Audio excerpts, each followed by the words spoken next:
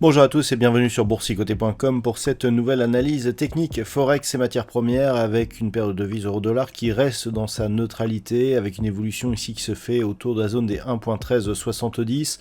Alors en cas de rupture ici de cette zone intermédiaire des 1.1290, on pourrait avoir ici une petite accélération baissière en direction ici de la zone des 1.1235 voire des 1.1180, mais on reste tout à fait dans l'évolution que nous avons actuellement qui est totalement neutralisée sur un horizon de temps court terme tant que l'on est dans ses limites.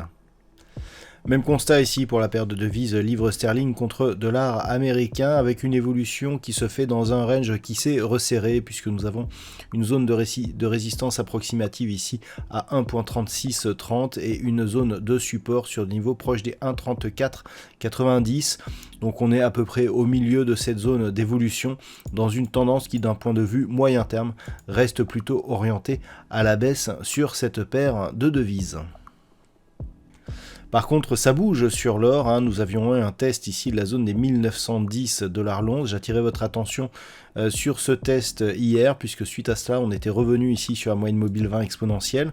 Eh bien, on revient directement ici sur cette zone. Encore une fois, on hésite au contact de celle-ci. Je rappelle qu'une rupture ici de cette zone eh bien, nous donnerait comme perspective une poursuite en direction ici de la prochaine zone majeure qui se situe à 1957 $ l'once. L'or, depuis quelques jours, retrouve une dynamique baissière. On revient ici sur des niveaux que l'on n'avait pas revus depuis le mois de mai, et si on casse ici cette zone de résistance, eh bien c'est en daily qu'il faut regarder et qu'il faut trouver donc le graphe avec ses objectifs, puisque nous étions au mois de décembre 2020 sur un contact ici avec la résistance des 1957 $ l'once. Donc on est ici en attente d'une éventuelle rupture de ce niveau pour valider la poursuite de la dynamique haussière en cours. Sur le WTI, les tensions géopolitiques autour de l'Ukraine ne tirent pas encore trop les cours à la hausse. On se trouve dans une zone ici qui reste élevée mais qui ne marque pas de nouveaux points hauts significatifs. On s'est approché de la zone des 94 $ le baril aujourd'hui, mais globalement on reste ici sur le WTI sur cette zone des 91,80 $ le baril. On est donc dans une dynamique haussière court et moyen terme. Je rappelle que le prochain objectif se situe sur des niveaux proches des 95 $ le baril. Et puis enfin sur le Bitcoin, on est toujours ici dans une dynamique baissière. On est venu rebondir ici sur un niveau proche d'un niveau qui avait déjà provoqué un rebond ici, cette zone des 36 250 points.